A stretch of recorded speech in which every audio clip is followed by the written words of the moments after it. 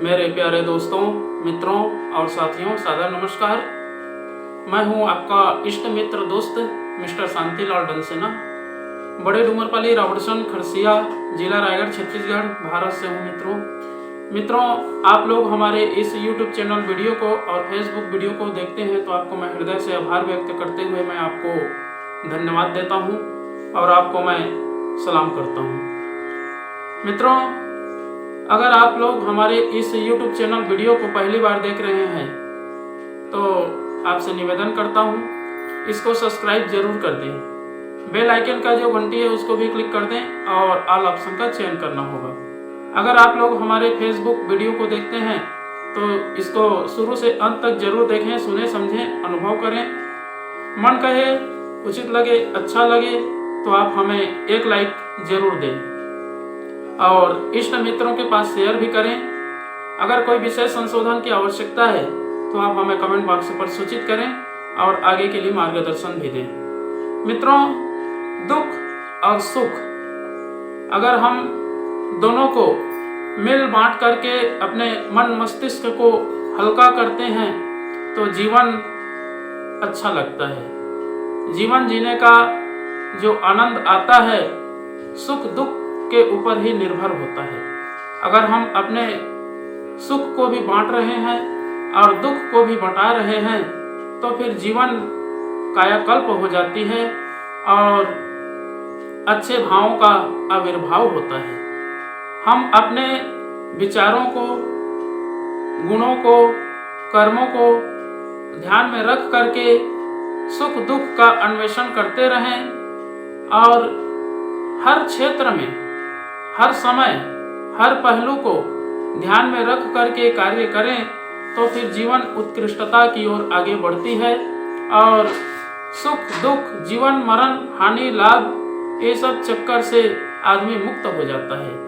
जब तक हम अपने भावों को, अपने गुणों को, अपने तथ्यों को, अपने रहस्यों को परिपुष्ट बनाना चाहते हैं, श्रेष्ठ बनाना चाहते हैं तो फिर सुख दुख को बांटना और बटाना पड़ेगा। जब तक हम सुख दुख के जंजाल में फंसे रहेंगे और उत्कृष्टताओं का चिंतन मनन नहीं करेंगे और अपने जीवन को निकृष्ट बना करके रखेंगे तो फिर जीवन जो है अपने आप में निकृष्ट रहती है और अपने आप में श्रेष्ठ भावों का आविर्भाव ही नहीं हो पाता है। मित्रों, जब सुख और दुख की बात जहाँ आती है, दिन और रात की बात आती है, सत्य और असत्य की बात आती है, जहाँ धर्म अधर्म होता है, वहाँ व्यक्ति को किंकर्तव्य विमूढ़ होकर के अपने उद्देश्यों को, अपने लक्ष्य को ध्यान में केंद्रित करके ही आगे बढ़ना पड़ता है। मित्रों, जब तक हम सुख पाते हैं तो उछल जाते हैं और दुख मिलता है तो रोने लगते हैं, गिड़गिड़ाने लगते हैं, जो कि सर्वथा त्याज्य है। अगर इन सब चीज़ों के भावों से ऊपर उठ करके देखें, आगे भविष्य को देखें तो फिर सुख दुख जीवन का एक अंग है। अगर हम इसमें बह जाएंगे, भटक जाएंगे तो फिर जीवन की आनंद नहीं मिलती है। आनंद की अनुभूति करनी है तो सुख दुख से परे होना चाहिए और अपने आप को निमग्न भाव से तटस्थ होना चाहिए, क्योंकि सुख दुख जीवन में आती है और जाती है, हवा की तरह अपने आप में आते हैं और हो करके चले जाते हैं। इसलिए मित्रों, सुख और दुख को जीवन में कभी पोषण नहीं करना है। सुख दुख से बाहर निकलेंगे तभी जीवन की, समय की और आनंद की अनुभूति होती है। व्यक्ति को सद्गति चाहिए, श्रेष्ठ कर्म करना है तो अपने विचारों को अनुसंधान करते हुए आगे बढ़ना चाहिए, तभी जीवन की सार्थकता है और मनुष्यत्व का जो भाव है वो उत्पन्न होता है और व्यक्ति आगे चल करके अपना भविष्य का निर्माण कर लेता है।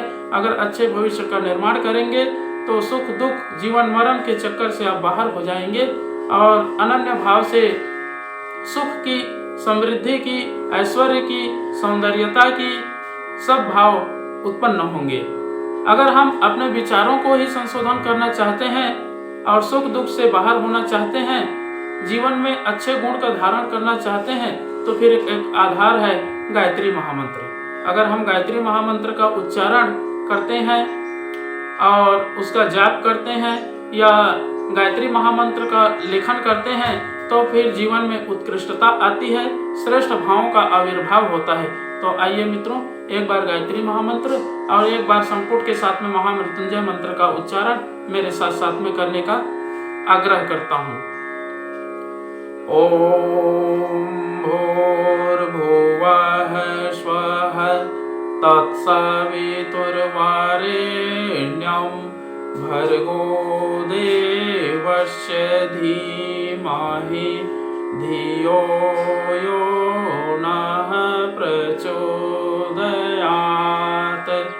उस प्राण स्वरूप, दुख नाशक, सुख स्वरूप, श्रेष्ठ, तेजस्वी, पाप नाशक, देव स्वरूप परमात्मा को हम अपनी अंतरात्मा में धारण करें।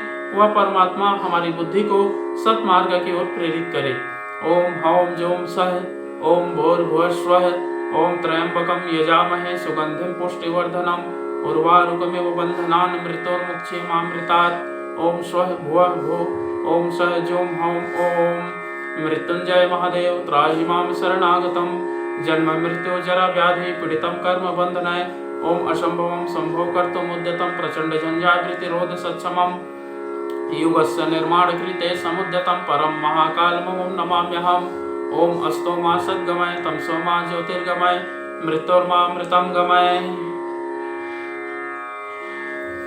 परम पूज्य गुरुदेव, वेद मूर्ति, तपोनिष्ठ, युग दृष्टा, युग प्रवर्तक, युग ऋषि, पंडित श्री राम शर्मा आचार्य जी, परम वंदनीय माता जी भगवती देवी शर्मा जी और आद्य माँ गायत्री माता, धरती माता, भारत माता, प्रकृति, पर्यावरण, सूर्यदेव, महाकाल भगवान, सरस्वती माँ, लक्ष्मी माता, सभी ग्रह नक्षत्र, स्थानपति देवता, ग्रामपति देवता, अखिल विश्व ब्रह्मांड के सभी देवी देवताओं के सूक्ष्म संरक्षण में उपस्थित सभी हमारे प्रिय, आत्मीय, आदरणीय, सम्माननीय, परम हितैषी जितने भी यूट्यूब चैनल के माध्यम से वीडियो देख रहे हैं या फेसबुक के माध्यम से वीडियो देख रहे हैं, सुन रहे हैं, समझ रहे हैं और कुछ जीवन में करने के लिए शिरोधार्य कर रहे हैं, ऐसे परम देवतुल्य भाइयों, देवी स्वरूपा माताओं, बहनों, आप लोगों को मेरा सादर प्रणाम।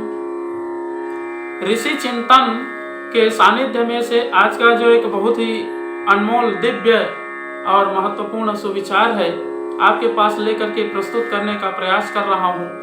आज का सुविचार है मित्रों, दुख और सुख मिल बांट कर हल्के करें। बहुत ही अनमोल सुविचार है।